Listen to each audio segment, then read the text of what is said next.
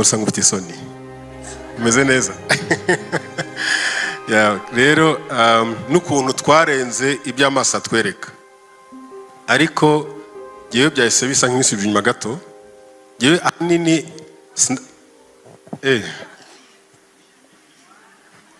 umuntu umwe yarampanuriye ngo nzarongora umugore mugufi. Nawe niba ari mugufi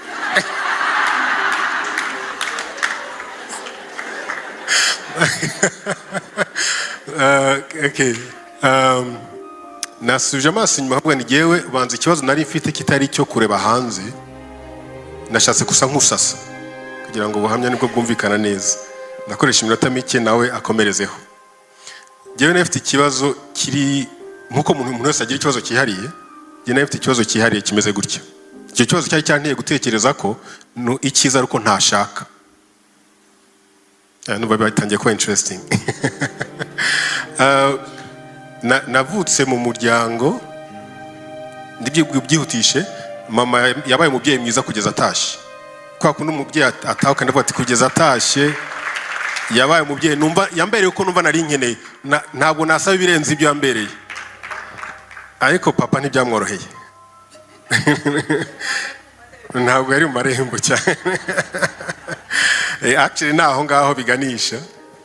Noneho nkajya ntekereza nkumva bavuga ngo umwana w'umuhungu kenshi aba nk'uko se yari ameze. Avuga ni rero ibiri dangerous. Niba umuhungu amera nk'uko papa yari ameze, no kuvuga ngo nta reference mfite. Numvaga nta reference y'urugo mfite. Bituma guhe nko ku myaka hagati y'imyaka 17 18 mvuga ni cyiza rero nuko ntashaka kugira ngo ntazaba umugabo mubi cyangwa umupapa mubi.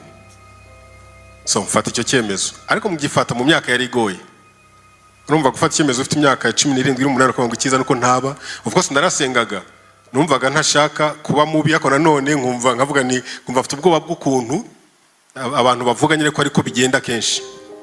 Ndangije urumva ntibyari byoroshye ku myaka 17 18 kuvuga ntuzashaka ubona abana beza baguca imbere. Ntabwo byari byoroshye. Ngira ngo muri icyo mvuze, uri umusore uri kubyiruka, noneho Imana kugiye n'ubuntu guhaye turirimbo turyoshye, niho gatubona n'abana b'abakobwa benshi barakwegereye. Wabareba nawe ukabona bimeze fresh, hako wakwibwa kutazashaka kumva ni nkaho nafite intambara ebyiri. Intambara nini rero yari muri giyewe kurusha hanze. Noneho ntangira kubaho gutyo ku buryo n'umuntu yansuraga nk'umukobwa turi inshuti gutya, akansura nko mu rugo. Noneho rimwe mama yigeze kumbwira ngo ariko kuki abandi bana bagusura utajya ubasura iwabo. Ako iyo baga ari umuhungu nta kibazo, ako iyo baga ari umukobwa ngira ngo mama yatangiye kubibona. Iyo baga ari umukobwa nagendaga gahoro ko navuga ntaza ku accelera kahita nshaka ndashatse. Ndibuka rimwe ari umwana w'inshuti yigeze kuza kunsura, ndavuga nako uyu nguyu ni inshuti cyane guhera kera, kora ko nsura reka nawe nzamusura, ko navuga n'ingene se bigakomera. Mpita ndaperereza kugira ngo menye igihe abatari mu rugo, noneho njya kumusura kugira ngo bavuge ngo Aime yaje gusura arakubura. So urumva ko byari bikaze. So noneho birangije ntangira kubona ndavuga nifo gushaka indi strategy. Nabona ntangiye gukunda umukobwa cyane, nkabona ntangiye kugenda bitangiye kuza, nkibuka ko none nagomba gushaka ntazaba umugabo mubi. Nkatavuga ntoke reka ntangire njye shakisha defo.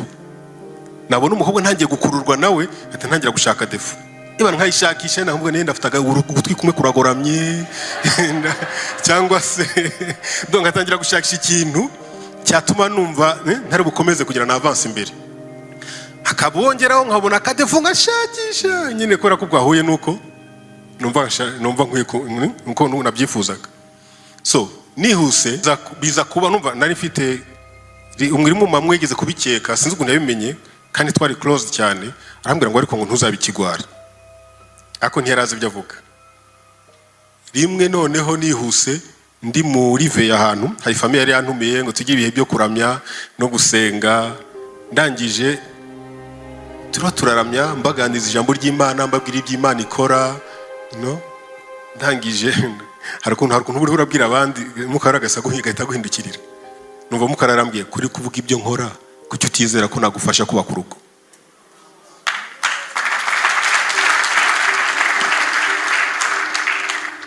Guhera ubwo mpita numva bisa nkaho ari ikintu gihindutse. Ndavuga okay, ifoko noneho numva ndabyakiriye. Hari ukuntu ijambo ry'Imana riza rikaza ari rema kabisa, kumva uraryakiriye, numva ndaryakiriye. Maze kuryakira hatangira rero umva nubwo uryakiriye, hatangira no bisa nkaho utangiye kwinjira muri ya monde ariko utangiye kuri izindi realite rero. Ndavuga okay, reka rero mbisengere ubwo mbyakiriye. Hari umukozi w'Imana David arabamuzi yenda watashe, yeze utwika ijambo atubwiye ko nasenga biranyubaka. Aravuga ngo umunsi iyo umuntu asenga ku munsi aba afite ibintu byinshi byo gusengera. Rimwe na rimwe bikagorana ko wafata ibintu byose ngo bisengere mu munsi umwe. Ati rero jyewe ukuntu usenga mfata urugero kuwa mbere. Nkaba navuga ni kuwa mbere n'umunsi wo gusengera umuryango. Nubwo nasengera ibindi ariko umuryango akaba ari wo njyamo deep.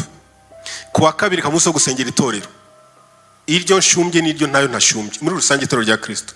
Kuwa gatatu yenda nkasengera igihugu. Kuwa kane nkasengera abababaye, sinzi imfubye, abapfakazi, abantu bose batagira kirengera. Donc noneho akagira umunsi ngo yinjira dimu kucyo gihe usenze cyane gutyo n'Imana iguhishurirwa muri bya ndiri gusengera kubera ko wabitinzemo. None nanjye mpitafandwa ndika ibintu kubyamira kose birakomeye. Mfata umunsi wo gusenga nkajya nasengera umuryango.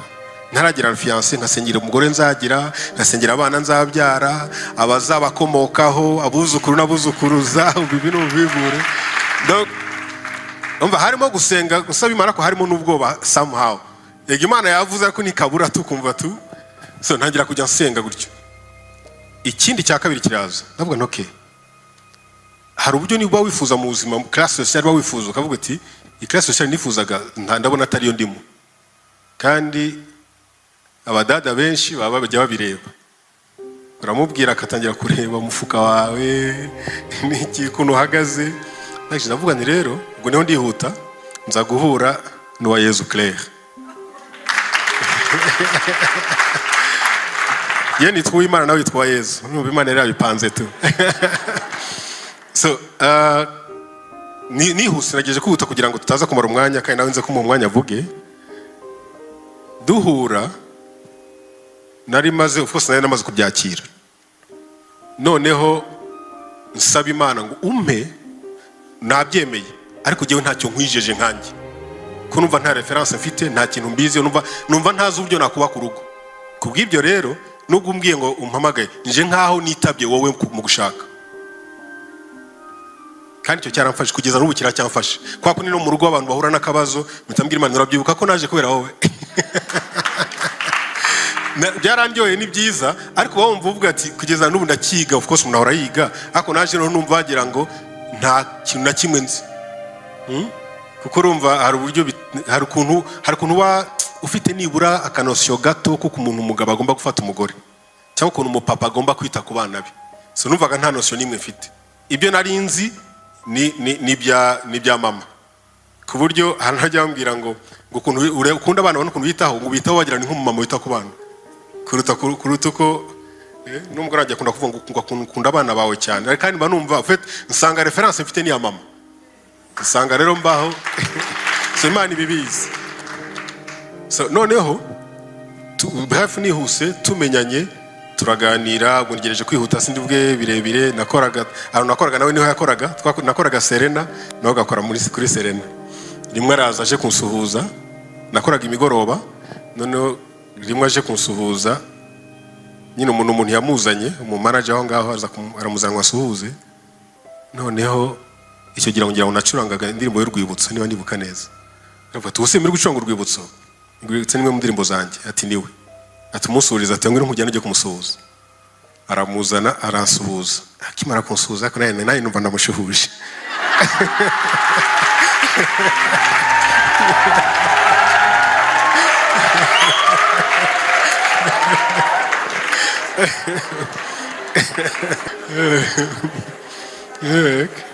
Numva ndamushuhuje arahindukira aranagenda nkomeza ndeba ndamya Imana.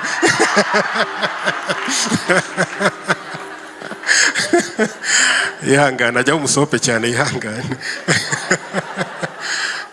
So noneho okay nanjye rero njya kumushakisha aho akorera muri office akoreramo ngo musuhuze nyine ndagenda nangira kujya njya kumusuhuza nanjye buke buke ariko numvaga navuga nti Imana rero sinkunda kugira uwo ntari we sinkunda gufata identité yundi nkunda gumana identité yanjye rero ndavuga nti ubwo nagereje kwihuta sinajya mu izindi ndaraza kubivuga noneho ndavuga nti ifoko kubwo dutangiye ku avansa mubwira uwo ndi we neza Aime ninde avuka he amezate abana tujya duhura kambira ngo ya modoka yawe iri yenda kera ko twakoraga ama clip ya kera ugatira email Benz moya danger warangiza abantu bakajya ni yawe sinabwira ndero zandirimbo zose ubona nkoramo amandiri nkoresha imodoka za hatari ntari mu yangirimwe ndamubwira ni kuri konte mfite amafaranga ya naya amashuri mfite naya ndamwibwira wese numvaga ntashaka kurwanira Imana kashaka kubagewe niba ari wowe Mana wabiwanzanye ugura nanyobora kandi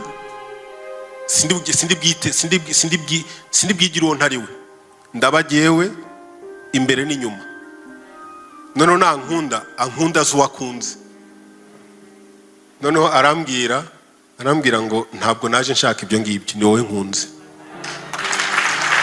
thank you You're welcome. Yeah, so rero bref ubwo nagerageje kwihuta bishoboka turi hano tumaze 12 ntiruzura cyabura amezi make twubatse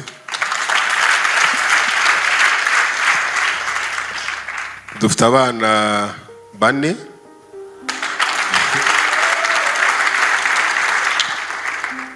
dukunda kuvuga ngo dufite abane no wanyuma ariko kuva guhera kuri 2 twari tuzi ko twashoje so n'ubu ntitwamenya niba twarashoje ariko turumva twarashoje ya so turashimira Imana reka ntatwara umwanya manze muhe agira icyo avuga akoze cyane yabivuze neza sinzi niba ari ikindi mfite cyo kuza kongeraho ariko genda shima Imana kuko